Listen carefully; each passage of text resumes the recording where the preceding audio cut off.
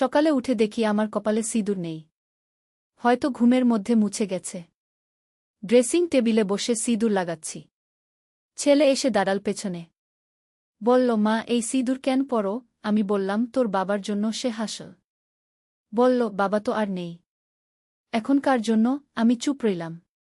সে আমার কাঁধে হাত রেখে বলল, মা, আমি কি তোমার কপাল থেকে এই সিঁদুর মুছে দিতে পারি? আমি অবাক হয়ে জিজ্ঞেস করলাম, কেন? সে আমার দিকে আয়নায় তাকিয়ে বলল, কারণ আমি চাই তোমার কপালে আমার নামের সিঁদুর। আমি তোমাকে বিয়ে করতে চাই। মা, সিঁদুরের কৌটা আমার হাত থেকে পড়ে গেল। এই গল্পটি সম্পূর্ণ শুনলে আপনাদের পানি অটোমেটিক বের হয়ে যাবে, সো যত দ্রুত সম্ভব হাতের কাছে টিস্যু নিয়ে বসে পড়ো। বিছানার চাদর যেন নষ্ট না হয় সেটা সম্পূর্ণ খেয়াল রাখার অনুরোধ জানিয়ে গল্পটি এখন শুরু করব। তার আগে সর্বশেষ অনুরোধ, দয়া করে এমন পানি বের করার গল্প নিয়মিত শুনতে আমাদের চ্যানেলটি সকলেই সাবস্ক্রাইব করুন। ধন্যবাদ। হ্যালো বন্ধুরা, আমার নাম মিতালি সেন। আমার বয়স ৩৯ বছর। আমার স্বামীর নাম সুদীপ্ত সেন, বয়স ৫২ বছর। আমাদের ২ সন্তান, রিয়ান আর তিয়া। রিয়ান ২১ বছর বয়সী, বিশ্ববিদ্যালয়ে পড়ে। তিয়া ১৪ বছর বয়সী, উচ্চ বিদ্যালয়ে যায়। আজ সকালে ঘটনাটা ঘটল। আমি নিজেকে সামলাতে পারছিলাম না। রিয়ান আমার সামনে দাঁড়িয়ে আছে। তার চোখে এমন একটা ভাব যেটা আমি কোনোদিন দেখিনি। আমি তার মুখের দিকে তাকিয়ে থাকলাম। কি বলবো বুঝতে পারছিলাম না। মা, তুমি কিছু বলছো না কেন? রিয়ান আবার বলল। আমার গলা শুকিয়ে গেছে। রিয়ান, তুই কি বলছিস জানিস? হ্যাঁ মা, আমি জানি আমি কি বলছি। আমি তোমাকে ভালোবাসি। শুধু মা হিসেবে না, একজন নারী হিসেবে। আমার মাথা ঝিমঝিম করছে। এটা কি হচ্ছে? আমি উঠে দাঁড়ালাম। রিয়ান, তুই পাগল হয়ে গেছিস? না মা, আমি একদম ঠিক আছি। বাবা মারা যাওয়ার পর তুমি একা। আমি চাই না তুমি একা থাকো। আমি তোমার যত্ন নিতে চাই। আমি রিয়ানের কাঁধ ধরে ঝাঁকালাম। রিয়ান, তুই ভুল পথে যাচ্ছিস। এসব কি বলছিস? রিয়ান আমার হাত ধরল। মা, আমি জানি এটা অস্বাভাবিক লাগছে। কিন্তু আমি সিরিয়াস। হঠাৎ তিয়া ঘরে ঢুকল। মা, তুমি কাঁদছ কেন? আর ভাই, তুই মার হাত ধরে আছিস কেন? আমি দ্রুত রিয়ানের হাত ছাড়িয়ে নিলাম। কিছু না তিয়া। তোর ভাইয়ের সাথে একটু কথা হচ্ছিল। তিয়া সন্দেহের চোখে আমাদের দিকে তাকাল। কিসের কথা? রিয়ান বলল, তিয়া, তুই যা। আমার মার সাথে প্রাইভেট কথা আছে। প্রাইভেট কথা? তিয়া আরও সন্দেহ করল। মা, কি ব্যাপার? আমি কোনোভাবে নিজেকে সামলে নিলাম। তিয়া, তুই নিচে গিয়ে নাস্তা খা। আমি এখনই আসছি। তিয়া অনিচ্ছায় চলে গেল। রিয়ান আবার আমার দিকে এগিয়ে এলো। মা, আমি জানি এটা হঠাৎ। কিন্তু আমি অনেক দিন ধরে এভাবে ভাবছি।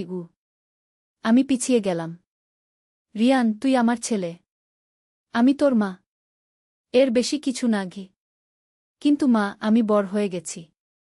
আমি এখন একজন পুরুষ। আমি তোমাকে সুখী করতে পারি। আমার চোখ জ্বলে ভরে গেল। রিয়ান, তুই কোথায় এসব শিখছিস? কে তোকে এসব বলেছে? রিয়ান চুপ রইল। তারপর বলল, কেউ বলেনি মা।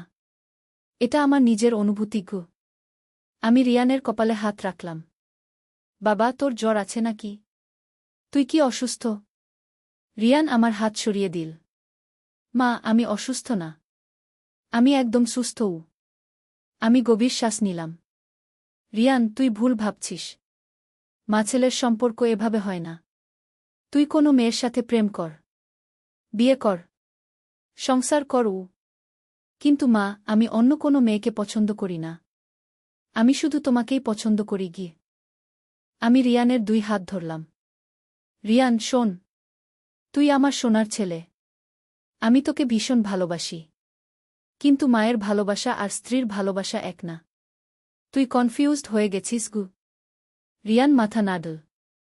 না মা, আমি কনফিউজড না। আমি জানি আমি কি চাই। হঠাৎ বাইরে থেকে দরজার ঘণ্টি বাজল। আমি রিয়ানকে ছেড়ে দিয়ে জানালা দিয়ে দেখলাম। আমার শাশুড়ি এসেছেন। মা এসেছেন। তুই নিচে যা। আমি রিয়ানকে বললাম। রিয়ান বলল, মা, আমাদের কথা এখনো শেষ হয়নি। আমি রিয়ানের মুখে হাত দিলাম। পরে বলবো। এখন যাগু। রিয়ান চলে গেল। আমি নিচে গিয়ে দরজা খুললাম। শাশুড়ি মানে সুদীপ্তর মা এসেছেন। নমস্কার মা গো, আমি প্রণাম করলাম। শুভ সকাল বৌমা, কেমন আছো? ভালো আছি মা, আপনি ভিতরে আসুন গো। আমরা বসার ঘরে গেলাম। তিয়া এসে দিদিমাকে প্রণাম করল। রিয়ানও এলো। দিদিভাই কেমন আছিস? শাশুড়ি রিয়ানকে জিজ্ঞেস করলেন। ভালো আছি দিদিমা, ঘুরিয়ান উত্তর দিল। আমি চা বানিয়ে আনলাম। আমার হাত কাঁপছিল। শাশুড়ি লক্ষ্য করলেন। বৌমা, তোমার হাত কাঁপছে কেন? অসুস্থ লাগছে? না মা, কিছু না। হয়তো চা গরম বেশি খেয়ে, আমি একটা অজুহাত দিলাম। শাশুড়ি বললেন, বৌমা, আমি আজ একটা কথা বলতে এসেছি। কি কথা মা? আমার এক বন্ধুর ছেলে আছে। খুব ভালো ছেলে, ব্যাংকে চাকরি করে। আমি ভাবছি তোমার জন্য পাত্র দেখি গু। আমি চমকে উঠলাম। আমার জন্য? হ্যাঁ বৌমা।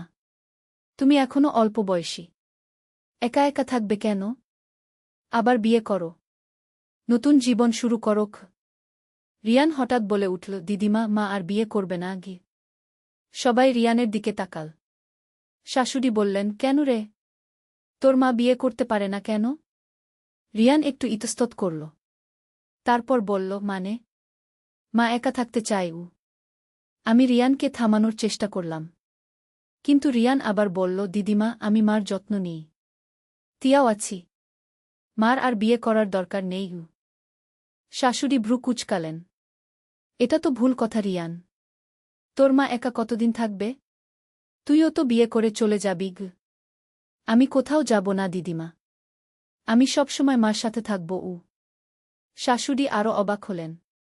তুই বিয়ে করবি না? রিয়ান চুপ রইল। আমি দ্রুত বললাম, মা, রিয়ান এখনো ছোট, পড়াশোনা শেষ করুক, তারপর এসব ভাববে। শাশুড়ি বললেন, তাই হোক। কিন্তু বৌমা, তুমি ভেবো আমার কথাটা গি।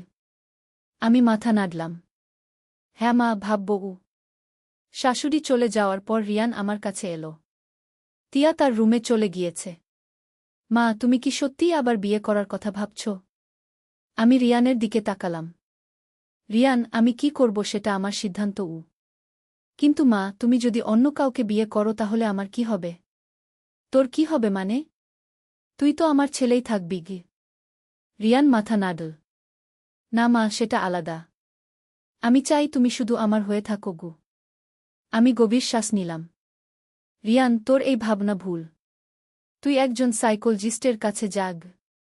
আমার সাইকোলজিস্টের দরকার নেই মা, আমি ভালোই আছি গু। আমি রিয়ানের হাত ধরলাম। রিয়ান, তুই আমার কাছে সবচেয়ে প্রিয়।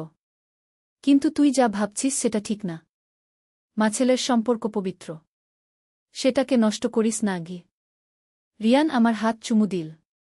আমি চমকে হাত সরিয়ে নিলাম। রিয়ান, এটা কি করছিস? মা, আমি তোমাকে ভালোবাসি। আমার চোখ জ্বলে ভরে গেল।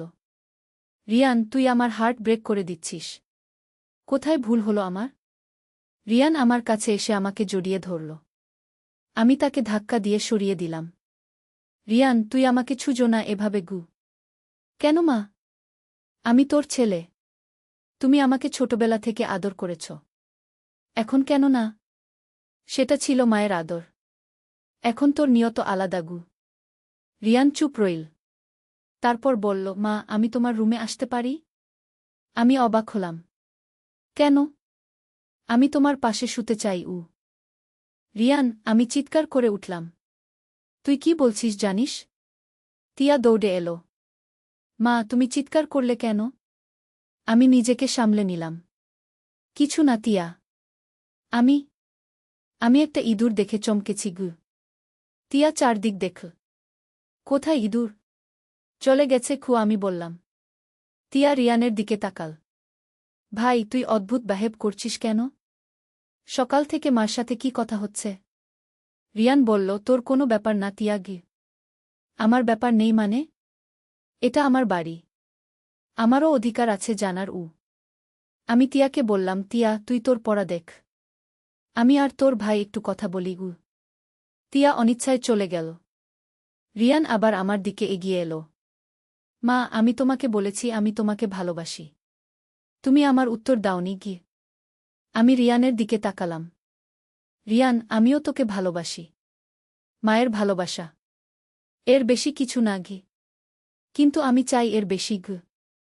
আমি মাথা ধরলাম। রিয়ান, তুই আমাকে পাগল করে দিচ্ছিস। কোথায় ভুল হলো? আমি কি তোকে বেশি আদর করেছি? বেশি ভালোবাসা দিয়েছি? রিয়ান বলল, না মা, তুমি ভুল করনি। আমার মনে প্রশ্ন জেগেছে গি। কি প্রশ্ন? রিয়ান গভীর শ্বাস নিল। মা, তুমি রাতে একা শোও। কষ্ট হয় না? আমি লজ্জা পেলাম। রিয়ান, এসব কথা বলিস না গি। কিন্তু মা, এটা তো স্বাভাবিক। তুমি একজন নারী। তোমারও শারীরিক চাহিদা আছে গি। আমি রিয়ানকে থাপ্পড় মারলাম। বদমাস!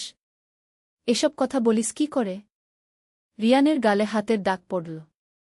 কিন্তু সে রাগ করল না। মা, আমি ভুল কিছু বলিনি। আমি সত্যি কথা বলেছি। আমার চোখে জল এলো। রিয়ান, তুই কোথায় শিখছিস এসব? ইন্টারনেটে কি দেখিস? রিয়ান চুপ রইল। তারপর বলল, মা, আমি কিছু গল্প পড়েছি। কিরকম গল্প? মাছেলের গল্প। আমি অবাক হলাম। কোথায় পেলি এরকম গল্প? রিয়ান লজ্জা পেল। ইন্টারনেটে ঘু। আমি রিয়ানের কলার ধরলাম। তুই এসব নোংরা জিনিস পড়িস? তোর মাথা খারাপ হয়ে গেছে? রিয়ান আমার হাত সরিয়ে দিল। মা, এগুলো নোংরা না। এগুলো প্রেমের গল্প। প্রেমের গল্প? মাছেলের প্রেম হয় নাকি? রিয়ান বলল, মা, কেন হবে না? ভালোবাসার কোনো বাধা নেই। আমি রিয়ানের দিকে তাকিয়ে রইলাম। রিয়ান, তুই সম্পূর্ণ পথভ্রষ্ট হয়ে গেছিস গু। হঠাৎ দরজার ঘণ্টি বাজল। আমি দেখলাম আমার ছোট বোন রিনা এসেছে। রিনা এসেছে? তুই তোর রুমে যা গিয়ে, আমি রিয়ানকে বললাম। রিয়ান চলে গেল। আমি দরজা খুলে রিনাকে ভিতরে নিয়ে এলাম। দিদি, কেমন আছো? রিনা জিজ্ঞেস করল। ভালো আছি কু, আমি উত্তর দিলাম। রিনা আমার মুখের দিকে তাকাল। দিদি, তোমাকে চিন্তিত লাগছে। কি হয়েছে? আমি কোনো উত্তর দিতে পারলাম না। রিনা আমার পাশে বসল। দিদি, আমাকে বলো। কি সমস্যা? আমি রিনার কাছে সব খুলে বললাম। রিয়ানের কথাগুলো, তার আচরণ সব। রিনা শুনে অবাক হল। দিদি, এটা তো গুরুতর সমস্যা গি। আমি কি করব রিনা? আমি বুঝতে পারছি না গি। রিনা বলল, দিদি, রিয়ানকে একজন সাইকোলজিস্টের কাছে নিয়ে যেতে হবে গু। কিন্তু সে যেতে চায় না গ। তাহলে জোর করে নিয়ে যেতে হবে গু। আমি মাথা নাড়লাম। কিভাবে? সে তো আর ছোট বাচ্চা নেই। রিনা ভাবল একটু। তারপর বলল, দিদি, তুমি রিয়ানকে কিছুদিন আমার কাছে পাঠিয়ে দাও। আমি তাকে বুঝিয়ে বলবো। আমি খুশি হলাম। সত্যি? তুমি পারবে? চেষ্টা করে দেখি। রিনা রিয়ানকে ডেকে নিয়ে এলো। রিয়ান এসে বসল। রিয়ান, কেমন আছিস? রিনা জিজ্ঞেস করল। ভালো আছি খু, রিয়ান উত্তর দিল। রিনা বলল, রিয়ান, তুই কি আমার সাথে কয়েকদিন থাকবি? আমার একটু হেল্প লাগবে গি। রিয়ান সন্দেহের চোখে তাকাল। কিরকম হেল্প? আমার কম্পিউটারের কাজ আছে। তুই তো কম্পিউটারে ভালো গু। রিয়ান আমার দিকে তাকাল। মা, আমি খালার কাছে যাব? আমি বললাম, হ্যাঁ, যা। খালার হেল্প কর। রিয়ান রাজি হল না। না মা, আমি তোমাকে একা রেখে যেতে পারব না গি। রিনা বলল, রিয়ান, শুধু 3 দিনের জন্য। তোর মা একা থাকতে পারবে গি? রিয়ান আবার আমার দিকে তাকাল। মা, তুমি কি আমাকে দূরে পাঠাতে চাও? আমি বুঝতে পারলাম রিয়ান সন্দেহ করছে। না রিয়ান, তুই খালার হেল্প করে আয়। আমি ভালোই থাকব গু। রিয়ান ভাবল কিছুক্ষণ। তারপর বলল, ঠিক আছে। কিন্তু 3 দিনের বেশি না গি। রিনা খুশি হল। ঠিক আছে রিয়ান। আমি আজ সন্ধ্যায় তোকে নিয়ে যাব গু। রিয়ান নিজের রুমে চলে গেল। আমি রিনাকে ধন্যবাদ দিলাম। রিনা চলে যাওয়ার পর আমি একা বসে ভাবতে লাগলাম। রিয়ানের আচরণ দিন দিন খারাপ হচ্ছে। আমি কোথায় ভুল করেছি? সন্ধ্যায় রিনা এসে রিয়ানকে নিয়ে গেল। রিয়ান যাওয়ার সময় আমাকে জড়িয়ে ধরল। আমি অস্বস্তি বোধ করলাম কিন্তু কিছু বলতে পারলাম না। মা, আমি তোমাকে মিস করব, রিয়ান বলল। আমিও তোকে মিস করব, আমি উত্তর দিলাম। রিয়ান চলে যাওয়ার পর বাড়িতে শান্তি নেমে এলো। তিয়া তার পড়াশোনা নিয়ে ব্যস্ত। আমি একটু স্বস্তি পেলাম। রাতে খাওয়ার সময় তিয়া জিজ্ঞেস করল, মা, ভাইজের কি হয়েছে? সে অদ্ভুত বাহেব করছিল। আমি বললাম, তিয়া, তোর ভাই বড় হয়ে যাচ্ছে। বয়সের সাথে সাথে মানুষের আচরণ পরিবর্তন হয় গিয়ে। তিয়া মাথা নাড়ল। কিন্তু মা, আজ সকালে তুমি আর ভাই যে কথা বলছিলে সেটা অদ্ভুত লাগছিল গু। আমি চমকে উঠলাম। কিরকম অদ্ভুত? মানে, ভাই তোমার খুব কাছে দাঁড়িয়েছিল। আর তোমাকে দেখে মনে হচ্ছিল তুমি ভয় পেয়েছ। আমি তিয়াকে আশ্বস্ত করার চেষ্টা করলাম। তিয়া, তুই ভুল বুঝেছিস। আমি ভয় পাইনি গু। তিয়া সন্দেহের চোখে আমার দিকে তাকাল, কিন্তু আর কিছু বলল না। রাতে শোয়ার সময় আমার খুব অস্বস্তি লাগছিল। রিয়ানের কথাগুলো মাথায় ঘুরছিল।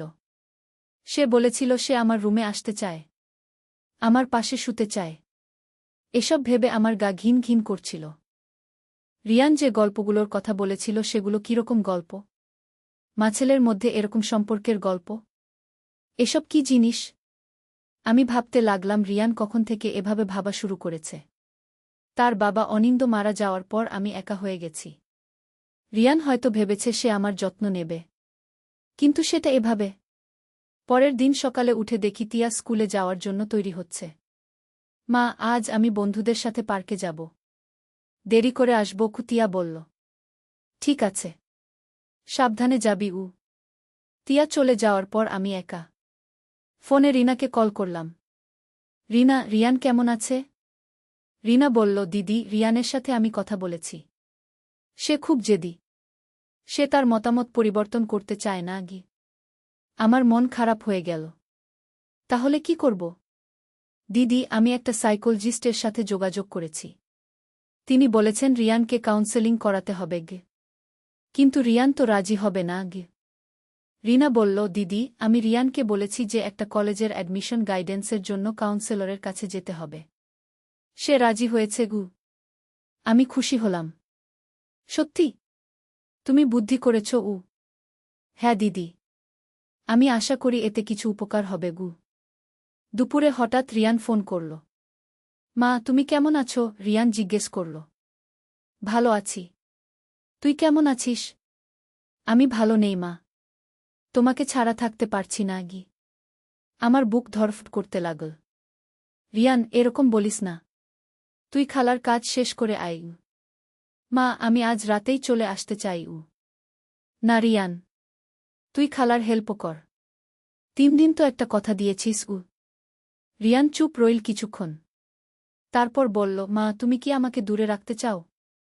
না রিয়ান, তুই ভুল ভাবছিস গু। তাহলে আমি আজ রাতেই আসছি গু। রিয়ান, তুই খালার সাথে কথা বল। আমি পরে তোকে ফোন করব গু। আমি ফোন কেটে দিলাম। তারপর রিনাকে ফোন করলাম। রিনা, রিয়ান বাড়ি আসতে চাইছে গু। রিনা বলল, দিদি, আমি রিয়ানকে বুঝিয়েছি, কিন্তু সে খুবই জেদি। আজ বিকেলে আমি তাকে কাউন্সেলর এর কাছে নিয়ে যাব গু। বিকেলে রিনা আবার ফোন করল। দিদি, আমি রিয়ানকে কাউন্সেলর এর কাছে নিয়ে গেছি। কি হলো? কাউন্সেলর রিয়ানের সাথে 1 ঘন্টা কথা বলেছেন। তিনি বলেছেন রিয়ানের মধ্যে একটা জটিল সমস্যা আছে গি। আমার মন আরও খারাপ হয়ে গেল। কিরকম সমস্যা? তিনি বলেছেন এটাকে অয়েডিপাস কমপ্লেক্স বলে। যখন একটা ছেলে তার মায়ের প্রতি রোমান্টিক ফিলিংস ডেভেলপ করে কি। আমি অবাক হলাম। এরকম সমস্যা আছে নাকি? হ্যাঁ দিদি। এটা সাইকোলজিক্যাল প্রবলেম। থেরাপির মাধ্যমে এটা ঠিক করা যায়। রিয়ান কি থেরাপি নিতে রাজি হবে? রিনা বলল, কাউন্সেলর রিয়ানকে অনেক বুঝিয়েছেন। রিয়ান বুঝতে পেরেছে তার ভাবনাগুলো ঠিক না গি। আমি একটু স্বস্তি পেলাম। সত্যি? হ্যাঁ দিদি। কাউন্সেলর বলেছেন এরকম ক্ষেত্রে পরিবারের সাপোর্ট খুব দরকার গু। আমি কি করতে পারি? রিনা বলল, দিদি, তুমি রিয়ানের সাথে নরমাল আচরণ করবে, কিন্তু তার অস্বাভাবিক আচরণে সাড়া দেবে না গি। সন্ধ্যায় রিয়ান আমাকে আবার ফোন করল। মা, আমি বুঝতে পেরেছি আমার ভাবনাগুলো ঠিক ছিল না গি। আমি খুশি হলাম। সত্যি রিয়ান? হ্যাঁ মা। কাউন্সেলর আঙ্কেল আমাকে অনেক কিছু বুঝিয়েছেন। আমি ভুল করেছি। আমার চোখে জল এলো। রিয়ান, তুই আমার ভালো ছেলে। তুই শুধু কনফিউজড হয়ে গিয়েছিলি। মা, আমি তোমার কাছে ক্ষমা চাই। আমি তোমাকে কষ্ট দিয়েছি। তুই আমার সোনার ছেলে রিয়ান। আমি তোকে মাফ করে দিলাম। রিয়ান কাঁদতে লাগল। মা, আমি আর কখনো এভাবে ভাবব না। আমি জানি রিয়ান, তুই ঠিক হয়ে যাবি। পরের দিন রিয়ান বাড়ি ফিরে এলো। সে আমার কাছে এসে মাথা নিচু করে দাঁড়াল। মা, আমি সরি। আমি রিয়ানের মাথায় হাত রাখলাম। রিয়ান, তুই ঠিক আছিস? এটা তোর দোষ ছিল না। রিয়ান আমার পায়ে হাত দিয়ে প্রণাম করল। মা, আমি প্রমিস করছি আমি আর কখনো তোমাকে অস্বস্তি দেব না। আমি রিয়ানকে কোলে নিয়ে আদর করলাম। এবার সেই পুরানো মায়ের আদর। কোনো অস্বস্তি নেই। তিয়া স্কুল থেকে ফিরে এসে খুশি হল রিয়ানকে দেখে। ভাই, তুই ফিরে এসেছিস। আমি তোকে মিস করেছি। রিয়ান তিয়াকে আদর করল। আমিও তোকে মিস করেছি। সন্ধ্যায় আমরা তিনজন একসাথে টিভি দেখছিলাম। রিয়ান আমার পাশে বসেছিল কিন্তু দূরত্ব বজায় রেখে। সে আর আমার খুব কাছে আসার চেষ্টা করছিল না। রাতে খাওয়ার সময় রিয়ান বলল, মা, আমি সিদ্ধান্ত নিয়েছি আমি দূরে একটা কলেজে ভর্তি হব। আমি চমকে উঠলাম। কেন রিয়ান? মা, আমার মনে হয় একটু দূরে থাকলে আমার ভালো হবে। আমি ইন্ডিপেন্ডেন্ট হয়ে উঠব। আমি বুঝতে পারলাম রিয়ান ঠিক সিদ্ধান্ত নিয়েছে। তুই যদি চাস তো যা, কিন্তু আমি তোকে মিস করব। রিয়ান হাসল। আমিও তোমাদের মিস করব মা। কিন্তু এটাই ভালো। তিয়া দুঃখ করল। ভাই, তুই চলে গেলে আমার সাথে কে খেলবে? রিয়ান তিয়ার মাথায় হাত রাখল। তিয়া, আমি ছুটির দিনে এসে তোর সাথে খেলব। কয়েক সপ্তাহ পর রিয়ান সত্যি সত্যি দূরের একটা কলেজে ভর্তি হয়ে গেল। সে যাওয়ার আগে আমাকে বলল, মা, আমি নিয়মিত কাউন্সেলিং নেব। আমি পুরোপুরি সুস্থ হয়ে উঠতে চাই। আমি রিয়ানকে আশীর্বাদ করলাম। তুই আমার গর্ব রিয়ান। তুই নিজেকে চিনতে পেরেছিস এবং পরিবর্তন হওয়ার চেষ্টা করছিস। রিয়ান চলে যাওয়ার পর বাড়ি খালি খালি লাগছিল। কিন্তু আমি স্বস্তি পেয়েছিলাম। সেই অস্বস্তিকর পরিস্থিতি আর নেই। মাসখানেক পর শাশুড়ি আবার এলেন। তিনি আবার বিয়ের প্রস্তাব নিয়ে এলেন। বৌমা, আমি আবার সেই ছেলের কথা বলতে এসেছি। তুমি একবার দেখো না। আমি ভাবলাম, রিয়ান এখন দূরে। সে সুস্থ হয়ে উঠছে। হয়তো আমার নতুন জীবন শুরু করা উচিত। মা, আমি রাজি আছি। ছেলেটার সাথে দেখা করতে পারি। শাশুড়ি খুব খুশি হলেন। সত্যি বৌমা? তুমি রাজি? হ্যাঁ মা। আমিও মনে করি একা থাকাটা ঠিক না। কয়েকদিন পর ছেলেটার সাথে আমার দেখা হল। তার নাম সৌরভ। বয়স ৪৫। বিধবা। তার একটা মেয়ে আছে। খুব ভদ্র এবং শিক্ষিত মানুষ। আমরা দুজনেই একমত হলাম বিয়ের ব্যাপারে। তিয়াও খুশি হল নতুন বাবা পাওয়ার জন্য।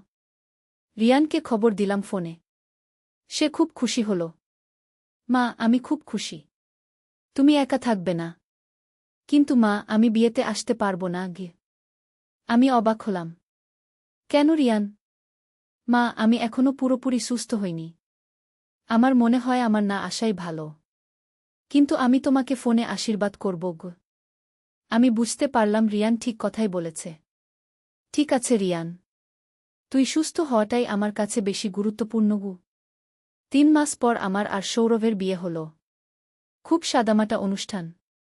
শুধু আত্মীয়-স্বজন এবং বন্ধুরা এসেছিলেন। বিয়ের দিন রিয়ান ফোন করে আমাকে আশীর্বাদ করল। মা, তুমি খুব সুন্দর লাগছ। সৌরভ কাকা খুব ভালো মানুষ। তুমি সুখী থাকবে। আমার চোখে জল এলো। রিয়ান, তুই আমার সবচেয়ে ভালো ছেলে। মা, আমি তোমায় কখনো কষ্ট দেব না। আমি একটা ভালো মানুষ হয়ে উঠব। বিয়ের পর নতুন জীবন শুরু হল।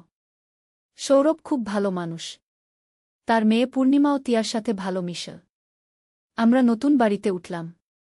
তিয়া নতুন স্কুলে ভর্তি হল। সবকিছু ঠিকঠাক চলতে লাগল। রিয়ান মাসে একবার ফোন করে। সে পড়াশোনায় ভালো করছে। নিয়মিত থেরাপি নিচ্ছে।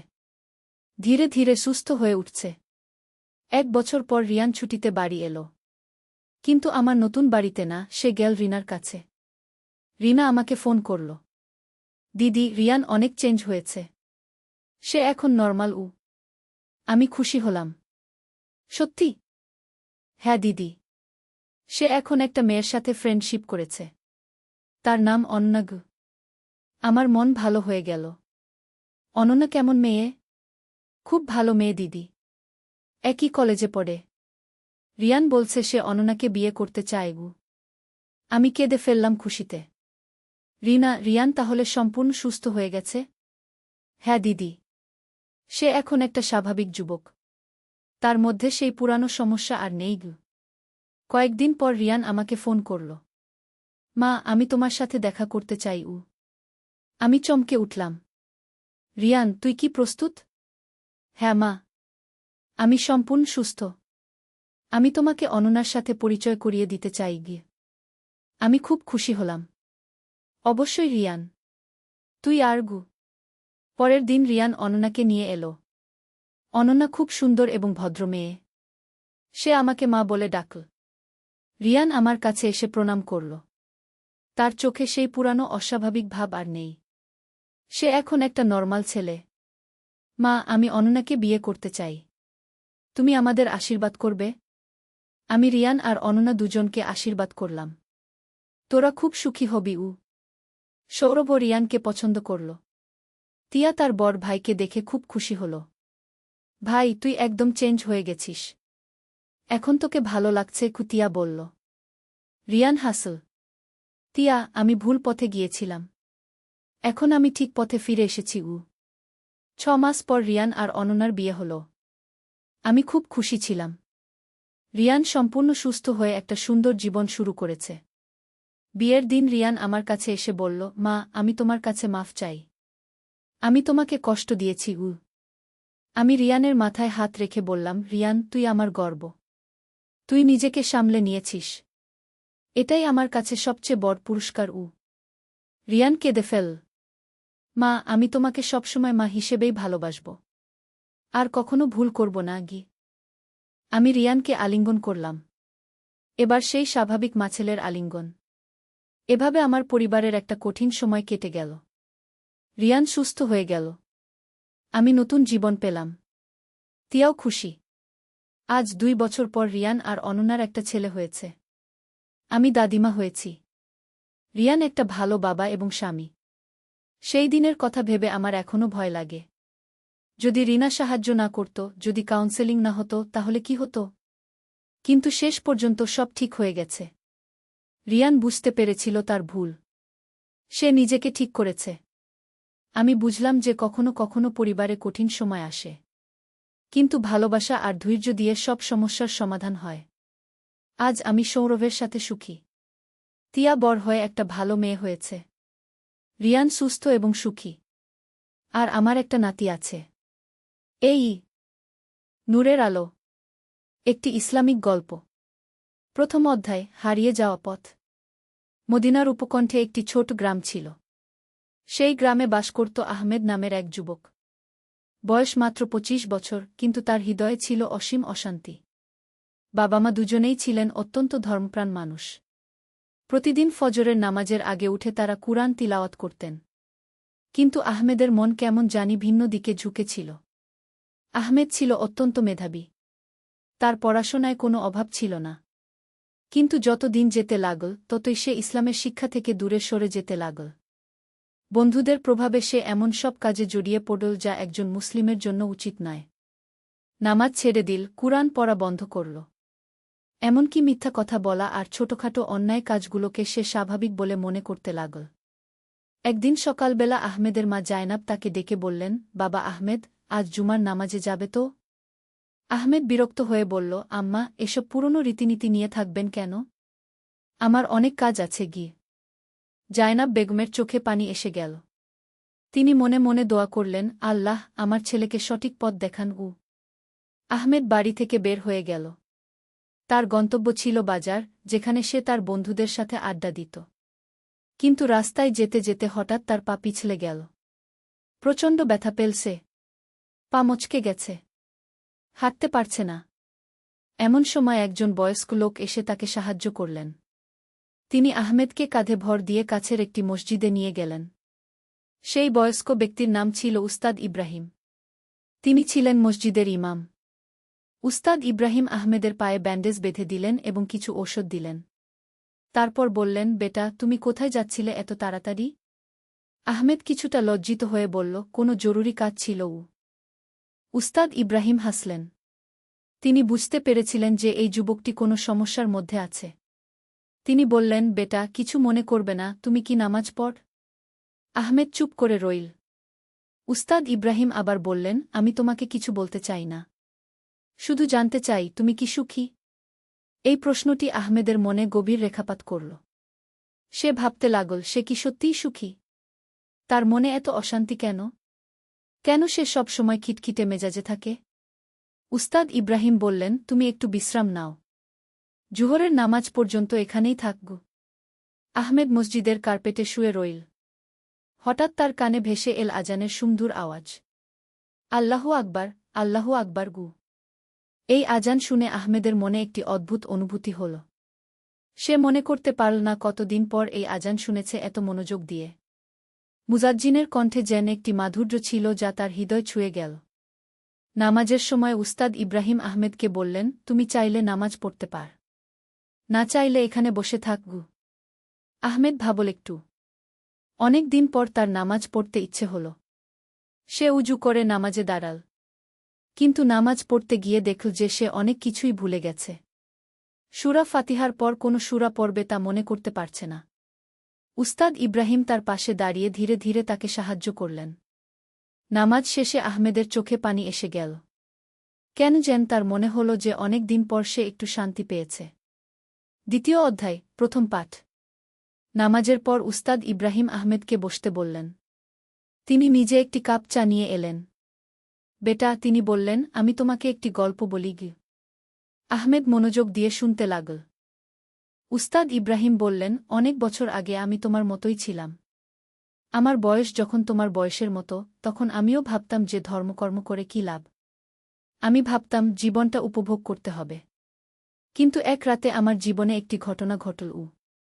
কি ঘটনা? আহমেদ জিজ্ঞেস করল। আমি তখন একটি ব্যবসা করতাম। খুব ভালো চলছিল ব্যবসা। কিন্তু ব্যবসায় আমি সবসময় সততা মানতাম না। ক্রেতাদের সাথে মাঝে মাঝে ধোঁকা দিতাম। একদিন আমি একটি বৃদ্ধ মহিলার কাছে নকল জিনিস বিক্রি করলাম। উস্তাদ ইব্রাহিম একটু থামলেন, তারপর আবার বললেন, সেই রাতে আমার একটি স্বপ্ন হল। স্বপ্নে দেখলাম আমি কিয়ামতের দিনে দাঁড়িয়ে আছি। সেই বৃদ্ধ মহিলা আমার সামনে দাঁড়িয়ে। তার হাতে সেই নকল জিনিস। তিনি আল্লাহর কাছে আমার বিরুদ্ধে অভিযোগ করছেন। আহমেদ গভীর মনোযোগ দিয়ে শুনছিল। স্বপ্ন থেকে জেগে আমার ঘাম হয়ে গেল। আমি বুঝলাম যে আমি ভুল পথে আছি। পরের দিনই আমি সেই মহিলার কাছে গিয়ে সত্য বলে তার টাকা ফেরত দিলাম। তারপর থেকে আমি সততার পথে চলার চেষ্টা করেছি। আহমেদ বলল, কিন্তু উস্তাদজি, এগুলো তো স্বপ্নের কথা। বাস্তবে তো কিছু হয় না আগে। উস্তাদ ইব্রাহিম হাসলেন। বেটা, আল্লাহ তায়ালা অনেক সময় স্বপ্নের মাধ্যমেও আমাদের সতর্ক করেন। কিন্তু সেটাই মূল কথা নয়। মূল কথা হল, আমি যখন সততার পথে চলতে শুরু করলাম, তখন আমার মনের অশান্তি দূর হয়ে গেল। তিনি আরও বললেন, তুমি কি জানো আমাদের রাসূল সাক কি বলেছেন? তিনি বলেছেন, যে ব্যক্তি আল্লাহর জিকির করে সে জীবিত, আর যে আল্লাহর জিকির করে না সে মৃত। এর মানে কি? আহমেদ জিজ্ঞেস করল। এর মানে হল, যখন আমরা আল্লাহকে স্মরণ করি, তখন আমাদের আত্মা জীবিত থাকে। আমরা শান্তি পাই। আর যখন আমরা আল্লাহকে ভুলে যাই, তখন আমাদের আত্মা মরে যায়। তখন আমরা অশান্তিতে ভোগি। আহমেদ চুপ করে থাকল। তার মনে হচ্ছিল যে উস্তাদ ইব্রাহিমের কথাগুলো সত্যি। তার নিজের অভিজ্ঞতা দিয়েই সে বুঝতে পারছিল যে যখন থেকে সে নামাজ কালাম ছেড়েছে, তখন থেকেই তার মনে অশান্তি বেড়েছে। উস্তাদ ইব্রাহিম বললেন, বেটা, আমি তোমাকে কোনো কিছুর জন্য জোর করব না। কিন্তু একটি কথা বলি। তুমি একবার চেষ্টা কর। মাত্র এক সপ্তাহের জন্য নিয়মিত 5 ওয়াক্ত নামাজ পড় এবং প্রতিদিন একটু কুরআন পড়। দেখ তোমার মনে কি পরিবর্তন হয়। আহমেদ ভাবতে লাগল। এক সপ্তাহ তো কোনো বড় বিষয় নয়। সে বলল, ঠিক আছে উস্তাদজি, আমি চেষ্টা করে দেখি। উস্তাদ ইব্রাহিম খুশি হয়ে বললেন, আল্লাহ তোমার সাহায্য করুন গু। আহমেদ বাড়ি ফিরে গেল। তার মা জায়নাব বেগম দেখলেন যে আহমেদের চেহারায় একটি পরিবর্তন এসেছে। তিনি কিছু জিজ্ঞেস করলেন না, কিন্তু মনে মনে আল্লাহর শুকরিয়া আদায় করলেন। সেদিন রাতে আহমেদ অনেক দিন পর কুরআন হাতে নিল। সে সূরা বাকারা পড়তে শুরু করল। কিছুক্ষণ পড়ার পর তার চোখ ভিজে গেল। কুরআনের এই আয়াতটি তার মনে গেঁথে গেল। আর যারা ঈমান এনেছে এবং সৎকাজ করেছে তাদের জন্য রয়েছে জান্নাত, যার নিচ দিয়ে প্রবাহিত হয় নদীসমূহ। সেই রাতে আহমেদের অনেক দিন পরে ভালো ঘুম হল। তৃতীয় অধ্যায়, পরীক্ষার সময়। পরের দিন থেকে আহমেদ তার প্রতিজ্ঞা অনুযায়ী নিয়মিত নামাজ পড়তে শুরু করল। প্রথম দিন খুবই কষ্ট হল। ফজরের নামাজের জন্য ভোরে উঠতে পারল না। কিন্তু সে হার মানল না। পরের দিন অ্যালার্ম দিয়ে রাখল। 3 দিন পার হওয়ার পর আহমেদের মনে একটু পরিবর্তন অনুভব করল। তার রাগ গুস্সা কমে গেছে। মা বাবার সাথে কথা বলার সময় আগের মতো বিরক্তি লাগছে না। কিন্তু চতুর্থ দিনে একটি পরীক্ষা এল। আহমেদের বন্ধু রফিক এসে বলল, আরে আহমেদ, কি হয়েছে তোর? কয়েকদিন ধরে আমাদের সাথে আড্ডা দিতে আসছিস না। চল আজ একটা ভালো জায়গায় যাই। রফিক তাকে এমন এক জায়গায় যেতে বলল যেখানে গেলে নামাজ পড়া সম্ভব হবে না। আহমেদ দ্বিধায় পড়ে গেল। একদিকে বন্ধুর চাপ, অন্যদিকে উস্তাদ ইব্রাহিমের কাছে দেওয়া প্রতিজ্ঞা। আহমেদ বলল, রফিক, আজ যেতে পারব না। আমার একটা জরুরি কাজ আছে। রফিক হেসে বলল, আরে ভাই, এসব ধর্মের চক্করে পড়েছিস নাকি? এসব কিছুই না। জীবন একটাই, উপভোগ করগু। আহমেদের মনে খুব দ্বন্দ্ব হল। কিন্তু সে মনে মনে দোয়া করল এবং দৃঢ়ভাবে বলল, না ভাই, আজ যাব না। রফিক রেগে গিয়ে চলে গেল। সেদিন আহমেদ জুহরের নামাজ পড়তে গেল উস্তাদ ইব্রাহিমের মসজিদে। নামাজের পর উস্তাদ জি তাকে দেখে খুশি হলেন। কেমন লাগছে? উস্তাদ ইব্রাহিম জিজ্ঞেস করলেন। ভালো লাগছে, আহমেদ বলল। কিন্তু একটা সমস্যা হয়েছে। আমার বন্ধুরা আমার উপর রেগে গেছে। উস্তাদ ইব্রাহিম বললেন, বেটা, এটা একটা পরীক্ষা। যখন কেউ ভালো পথে চলতে চায় তখন শয়তান তাকে বিভিন্নভাবে বাধা দেওয়ার চেষ্টা করে। কুরআনে আল্লাহ বলেছেন, আর যারা আমার পথে সংগ্রাম করে আমি অবশ্যই তাদের আমার পথসমূহের দিকে হিদায়াত দেব। নিশ্চয় আল্লাহ সৎকর্মশীলদের সাথে আছেন। তিনি আরও বললেন, সত্যিকারের বন্ধু সেই যে তোমাকে ভালো কাজে উৎসাহ দেয়া। আর যে তোমাকে খারাপ কাজে টানে সে আসলে তোমার শত্রু, বন্ধু নয়। আহমেদ বুঝতে পারল যে উস্তাদ জির কথা সত্যি। তার তথাকথিত বন্ধুরা তাকে কখনো ভালো কিছুর জন্য উৎসাহ দেয়নি। উস্তাদ ইব্রাহিম বললেন, তুমি চাইলে এই মসজিদের কিছু যুবকের সাথে পরিচিত হতে পার। তারাও তোমার মতোই। তারা ভালো পথে চলার চেষ্টা করছে। সেদিন আহমেদের পরিচয় হল ইউসুফ, ইব্রাহিম এবং সালিমের সাথে। তারা সবাই ভালো ছেলে। তাদের সাথে কথা বলে আহমেদের খুব ভালো লাগল। ইউসুফ বলল, আমিও তোমার মতোই ছিলাম। কিন্তু যখন আমি নিয়মিত নামাজ পড়তে শুরু করলাম আমার জীবনটাই বদলে গেল। সালিম বলল, আমি এখন প্রতিদিন সকালে কুরআন পড়ি। এতে আমার মন খুব শান্ত থাকে। এভাবে আহমেদের নতুন কিছু ভালো বন্ধু হল। চতুর্থ অধ্যায়, দোয়ার শক্তি। 1 সপ্তাহ পূর্ণ হওয়ার পর আহমেদ উস্তাদ ইব্রাহিমের কাছে গেল। তার চেহারায় একটি নূর দেখা যাচ্ছিল। কেমন লাগল? উস্তাদ জি জিজ্ঞেস করলেন। আহমেদ বলল, উস্তাদ জি, আমি নিজেই বুঝতে পারছি না। 1 সপ্তাহেই আমার কত পরিবর্তন হয়েছে। আমার মনে এত শান্তি যে বলে শেষ করতে পারব না। উস্তাদ ইব্রাহিম বললেন, এটাই হল ইসলামের শক্তি। আল্লাহ বলেছেন, যারা ঈমান এনেছে এবং আল্লাহর জিকিরে যাদের অন্তর প্রশান্তি লাভ করে। জেনে রাখ, আল্লাহর জিকিরেই অন্তরসমূহ প্রশান্তি লাভ করে। আহমেদ বলল, উস্তাদ জি, আমি এখন সব সময় এভাবে চলতে চাই।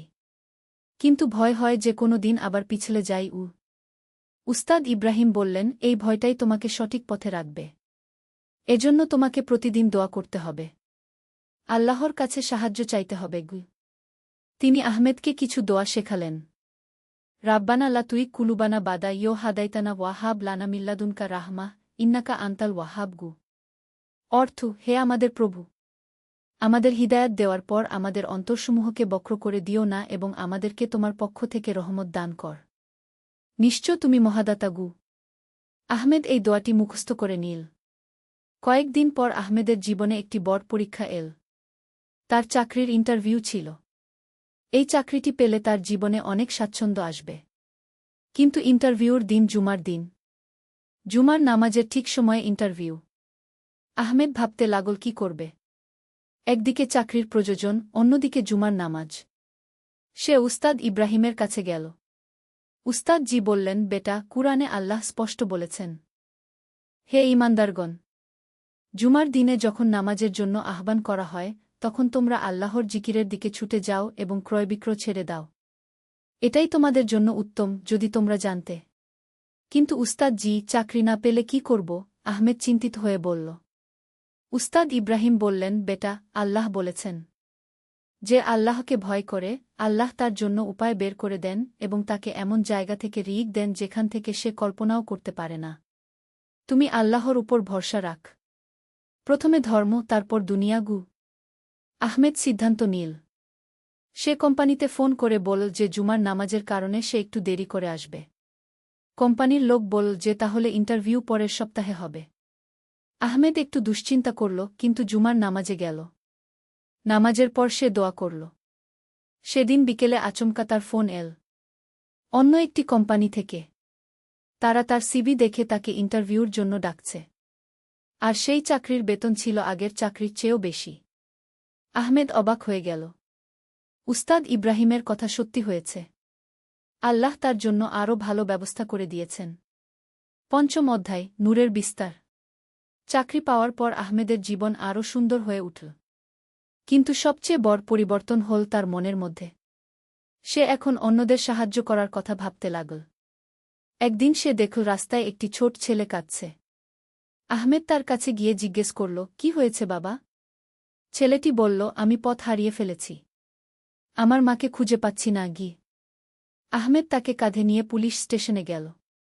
সেখান থেকে তারা ছেলেটির মা বাবার খোঁজ করল। 2 ঘণ্টা পর ছেলেটির মা এসে পৌঁছালেন।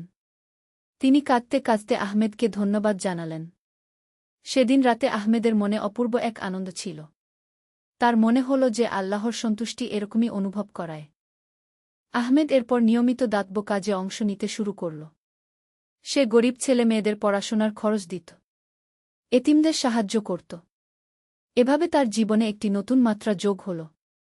1 বছর পর আহমেদ দেখল যে তার পুরানো বন্ধু রফিক খুব খারাপ অবস্থায় আছে। সে নেশায় জড়িয়ে পড়েছে এবং তার স্বাস্থ্য খুব খারাপ হয়ে গেছে। আহমেদ রফিকের কাছে গেল। রফিক প্রথমে তাকে এড়িয়ে চলতে চাইল, কিন্তু আহমেদ ধৈর্য ধরে তার সাথে কথা বলল। রফিক, দেখ তোর অবস্থা কি হয়েছে। চল আমার সাথে একবার মসজিদে যা গু। রফিক বলল, আমি তো অনেক পাপ করেছি। আল্লাহ কি আমাকে ক্ষমা করবেন? আহমেদ বলল, আল্লাহ নিজেই বলেছেন, বল, হে আমার বান্দারা, যারা নিজেদের উপর জুলুম করেছ, তোমরা আল্লাহর রহমত থেকে নিরাশ হজো না। নিশ্চয় আল্লাহ সকল পাপ ক্ষমা করে দেন। তিনি ক্ষমাশীল, পরম দয়ালু। রফিক কাঁদতে শুরু করল। আহমেদ তাকে সান্ত্বনা দিল। সেদিন রফিক আহমেদের সাথে মসজিদে গেল। উস্তাদ ইব্রাহিম রফিককে দেখে খুশি হলেন। তিনি তার সাথে অনেক কথা বললেন। রফিক তবা করল এবং নতুন জীবন শুরু করার সিদ্ধান্ত নিল। ষষ্ঠ অধ্যায়, পরিবারের আলো। আহমেদের পরিবর্তন দেখে তার বাবা মা খুব খুশি ছিলেন। তার মা জায়নাব বেগম প্রতিদিন আল্লাহর কাছে শুকরিয়া আদায় করতেন। একদিন আহমেদ বাবার কাছে বলল, আব্বা, আমি বিয়ে করতে চাই। তার বাবা হাসিম সাহেব বললেন, ভালো কথা বেটা। কোনো মেয়ে দেখেছ? আহমেদ বলল, আব্বা, আমি চাই এমন একটি মেয়েকে যে ধর্মপ্রাণ হবে। সুন্দর দেখতে হোক বা না হোক, কিন্তু তার চরিত্র যেন সুন্দর হয় গ। হাসিম সাহেব খুশি হলেন। তিনি কয়েকটি ভালো পরিবারে খোঁজখবর নিলেন। অবশেষে তাদের পাশের গ্রামে ফাতিমা নামের একটি মেয়ের কথা জানতে পারলেন। মেয়েটি খুবই ধর্মপ্রাণ এবং সুশিক্ষিত। বিয়ের প্রস্তাব পাঠানো হল। ফাতিমার বাবা মা আহমেদের খোঁজখবর নিয়ে জানতে পারলেন যে সে একজন ভালো ছেলে। তারা প্রস্তাবে রাজি হয়ে গেলেন। বিয়ের আগে আহমেদ এবং ফাতিমার একটি সভা হল যেখানে পরিবারের সবাই উপস্থিত ছিলেন। আহমেদ ফাতিমাকে বলল, আমি চাই আমাদের ঘর হবে এমন যেখানে আল্লাহর জিকির হবে, কুরআন তিলাওয়াত হবে গু। ফাতিমা বলল, এটাই আমার স্বপ্ন। বিয়ে হল খুব সাদাসিধেভাবে, কিন্তু বরকতে ভরপুর। বিয়ের পর আহমেদ ও ফাতিমা নিয়মিত একসাথে কুরআন পড়তেন। তাদের ঘরে এক অপূর্ব শান্তির পরিবেশ ছিল। একদিন ফাতিমা আহমেদকে বলল, আমি একটি কুরআন শিক্ষার স্কুল খুলতে চাই, ছোট মেয়েদের জন্য। আহমেদ খুশি হয়ে বলল, চমৎকার আইডিয়া, আমি তোমাকে সব ধরনের সাহায্য করব। এভাবে তারা মিলে একটি ছোট মক্তব খুলল। সেখানে পাড়ার ছোট মেয়েরা কুরআন পড়তে শিখত। ধীরে ধীরে এই মক্তবের সুনাম ছড়িয়ে গেল। 7ম অধ্যায়, বিপদের পরীক্ষা। আহমেদের জীবন যখন খুব সুখে চলছিল, তখন আল্লাহ তায়ালা তাকে একটি কঠিন পরীক্ষায় ফেললেন। আহমেদের বাবা হাশিম সাহেব হঠাৎ খুব অসুস্থ হয়ে পড়লেন। ডাক্তার বললেন যে তার হার্টে সমস্যা হয়েছে, অপারেশন করাতে হবে। অপারেশনের খরচ ছিল অনেক। আহমেদের সব সঞ্চয় শেষ হয়ে গেল, কিন্তু তবুও টাকা কম পড়ছিল। আহমেদ চিন্তায় পড়ে গেল। এমন সময় তার অফিসের বস তাকে একটি প্রস্তাব দিল। একটি কন্ট্রাক্ট পেতে হলে কিছু ঘুষ দিতে হবে। সেই কন্ট্রাক্ট পেলে আহমেদের বিশাল কমিশন হবে। আহমেদের মনে দ্বন্দ্ব শুরু হল। একদিকে বাবার চিকিৎসার জরুরি প্রয়োজন, অন্যদিকে ঘুষ দেওয়া হারাম। সেই রাতে আহমেদ অনেক কান্নাকাটি করে আল্লাহর কাছে দোয়া করল। সে সূরা বাকারার এই আয়াতটি পড়ল, আর যে আল্লাহকে ভয় করে, আল্লাহ তার জন্য উপায় বের করে দেন। পরের দিন আহমেদ তার বসকে বলল যে সে ঘুষ দেবে না। বস রেগে গেল, কিন্তু আহমেদ তার সিদ্ধান্তে অটুট রইল। সেদিন বিকেলে একটি অলৌকিক ঘটনা ঘটল। আহমেদের চাচা, যিনি বিদেশে থাকতেন, হঠাৎ ফোন করে বললেন যে তিনি হাশিম সাহেবের চিকিৎসার সব খরচ দেবেন। আহমেদ বুঝতে পারল যে এটি আল্লাহর সাহায্য। যে আল্লাহকে ভয় করে, আল্লাহ তার জন্য অভাবনীয় উপায় বের করে দেন। হাশিম সাহেবের অপারেশন সফল হল। কয়েক মাস পর তিনি সুস্থ হয়ে উঠলেন। এই ঘটনার পর আহমেদের ঈমান আরও শক্তিশালী হল। 8ম অধ্যায়, নেতৃত্বের দায়িত্ব। কয়েক বছর পর উস্তাদ ইব্রাহিম খুব বিদ্ধ হয়ে পড়লেন। একদিন তিনি আহমেদকে ডেকে বললেন, বেটা, আমি এখন খুব দুর্বল। আমি চাই তুমি আমার কাজ এগিয়ে নিয়ে যাও। আহমেদ বলল, উস্তাদ জি, আমি তো আপনার মতো জ্ঞানী নই। উস্তাদ ইব্রাহিম বললেন, জ্ঞান অর্জন করতে হয়, কিন্তু সবচেয়ে বড় কথা হল নিয়ত। তোমার নিয়ত ভালো, আল্লাহ তোমাকে সাহায্য করবেন। তিনি আহমেদকে আরও বললেন, তুমি এই এলাকার যুবকদের সংগঠিত কর, তাদের ভালো পথে আনার চেষ্টা করব। আহমেদ এই দায়িত্ব নিল। সে ইউসুফ, সালিম এবং আরও কয়েকজন ভালো ছেলেকে নিয়ে একটি ইসলামিক যুব সংগঠন গঠন করল। তারা প্রতি সপ্তাহে একটি আলোচনা সভার আয়োজন করত। এই সভাগুলোতে তারা কুরআন হাদিসের আলোচনা করত, ইসলামের সুন্দর শিক্ষাগুলো তুলে ধরত। ধীরে ধীরে এলাকার অনেক যুবক এই সংগঠনের সাথে যুক্ত হতে লাগল। আহমেদ দেখল যে যারা এই সংগঠনের সাথে যুক্ত হচ্ছে, তাদের জীবনে ইতিবাচক পরিবর্তন আসছে। তারা খারাপ সঙ্গ ছেড়ে দিচ্ছে, নিয়মিত নামাজ পড়ছে। একদিন তাদের একটি বিশেষ অনুষ্ঠানে জেলার ম্যাজিস্ট্রেট সাহেব এলেন। তিনি তাদের কাজ দেখে খুশি হলেন। তিনি বললেন, তোমরা যে কাজ করছ, এটা সমাজের জন্য খুবই প্রয়োজনীয়। আমি তোমাদের সব ধরনের সহযোগিতা করব। এই সংগঠনের মাধ্যমে আহমেদ বুঝল যে একজন মানুষ যদি নিজেকে পরিবর্তন করে, তাহলে সে অন্যদেরও পরিবর্তনে অনুপ্রাণিত করতে পারে। 9ম অধ্যায়, পরবর্তী প্রজন্মের জন্য। আহমেদ ও ফাতিমার সংসারে একটি ছেলে সন্তানের জন্ম হল।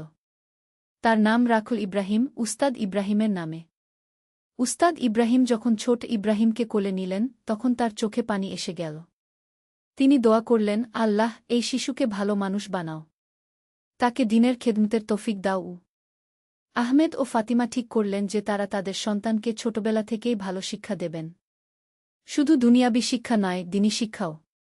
ছোট ইব্রাহিম যখন কথা বলতে শিখল, তখন তার মা তাকে প্রথমে শেখালেন আল্লাহ শব্দটি, তারপর লা ইলাহা ইল্লাল্লাহ। আহমেদ প্রতিদিন তার ছেলেকে কুরআনের ছোট ছোট সূরা শেখাত। ছেলে যখন একটু বড় হল, তখন তাকে নামাজ পড়তে শেখাল। একদিন 5 বছরের ইব্রাহিম তার বাবাকে বলল, আব্বা, আমি আল্লাহকে ভালোবাসি। আহমেদের চোখে পানি এসে গেল। তিনি বুঝতে পারলেন যে আল্লাহ তার পরিবারকে কত বরকত দিয়েছেন। ইব্রাহিম বড় হতে লাগল। সে ছিল খুবই মেধাবী এবং ভদ্র। স্কুলের সবাই তাকে পছন্দ করত। কিন্তু সবচেয়ে ভালো কথা হল, সে ছিল খুবই ধর্মপ্রাণ। 10 বছর বয়সে ইব্রাহিম পূর্ণ কুরআন শরীফ পড়ে শেষ করল। পাড়ার সবাই তার আমিন অনুষ্ঠানে এল। উস্তাদ ইব্রাহিম, যিনি তখন অনেক বৃদ্ধ, তিনিও এলেন। তিনি ছোট ইব্রাহিমের জন্য দোয়া করলেন। দশম অধ্যায় জীবনের পরিণতি। বছর চলে গেল। আহমেদ এখন মধ্যবয়স্ক। তার ছেলে ইব্রাহিম এখন বিশ্ববিদ্যালয়ে পড়ে। সে ইসলামিক স্টাডিজে অনার্স করছে। তার স্বপ্ন হল একজন আলেম হওয়া। আহমেদের যুব সংগঠন এখন অনেক বড় হয়েছে। তারা এখন পুরো জেলায় কাজ করে। অনেক যুবক তাদের সংগঠনের মাধ্যমে সঠিক পথে এসেছে। ফাতিমার মক্তব্য এখন একটি বড় ইসলামিক স্কুলে রূপ নিয়েছে। সেখানে শত শত মেয়ে পড়াশোনা করে। শুধু ধর্মীয় শিক্ষা নয়, আধুনিক শিক্ষাও দেওয়া হয়। একদিন উস্তাদ ইব্রাহিম আহমেদকে ডেকে বললেন, বেটা, আমি এখন খুব দুর্বল। আমার মনে হয় আল্লাহ আমাকে তার কাছে ডাকছেন গু। আহমেদ কাঁদিতে শুরু করল। উস্তাদ জি তাকে সান্ত্বনা দিয়ে বললেন, কাঁদিস না। মৃত্যু তো সবার জন্য নির্ধারিত। আমি খুশি যে আমি তোমাকে ভালো পথে দেখতে পাচ্ছি। তুমি আমার কাজ এগিয়ে নিয়ে যাচ্ছ।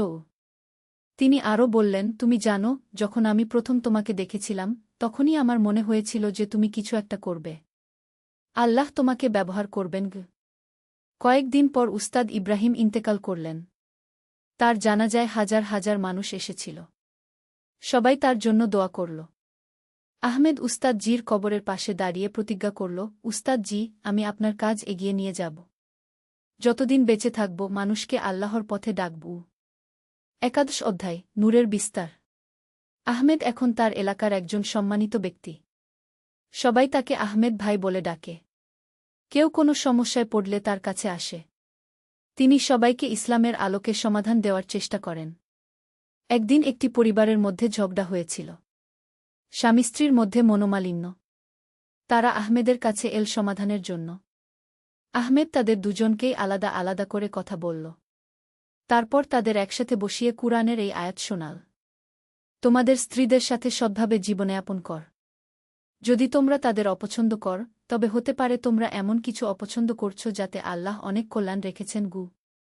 আর স্ত্রীকে বল, সৎকর্মশীল স্ত্রীরা হয় অনুগত এবং তারা লুকিয়ে রাখে যা আল্লাহ হেফাজত করতে বলেছেন গু। তিনি তাদের বোঝালেন যে দাম্পত্য জীবনে ধৈর্য এবং ক্ষমার গুরুত্ব কত বেশি। একে অপরের ভালো দিকগুলো দেখতে হবে। সেই স্বামী স্ত্রী আহমেদের কথায় প্রভাবিত হয়ে একে অপরের কাছে ক্ষমা চাইল। তাদের সংসারে আবার শান্তি ফিরে এল। এরকম অনেক পরিবারের মধ্যে আহমেদ শান্তি ফিরিয়ে আনলেন। তার সবচেয়ে বড় অস্ত্র ছিল কুরআন হাদিসের শিক্ষা। দ্বাদশ অধ্যায় পরবর্তী প্রজন্মের দায়িত্ব। আহমেদের ছেলে ইব্রাহিম এখন একজন যোগ্য আলেম হয়েছেন। তিনি তার বাবার পদাঙ্ক অনুসরণ করে মানুষকে ইসলামের দিকে ডাকার কাজ শুরু করেছেন। একদিন আহমেদ তার ছেলেকে বললেন, বেটা, মনে আছে যেদিন তোমার নানা উস্তাদ ইব্রাহিম আমার জীবন পরিবর্তন করে দিয়েছিলেন? আজ তুমিও সেই একই কাজ করছ। ইব্রাহিম বললেন, আব্বা, আল্লাহর কাছে শুকরিয়া যে তিনি আমাদের এই তৌফিক দিয়েছেন গু। আহমেদ তার ছেলের দিকে তাকিয়ে দেখলেন। তার চোখে সেই একই নূর যা একদিন তিনি উস্তাদ ইব্রাহিমের চোখে দেখেছিলেন। বেটা, আহমেদ বললেন, মনে রাখবে, আমাদের দায়িত্ব শুধু কথা বলা নয়। আমাদের আমল দিয়েও মানুষকে প্রভাবিত করতে হবে। রাসূল সাক বলেছেন, তোমরা আমার উম্মতের মধ্যে সেই ব্যক্তি যে মানুষকে কল্যাণের দিকে ডাকবে।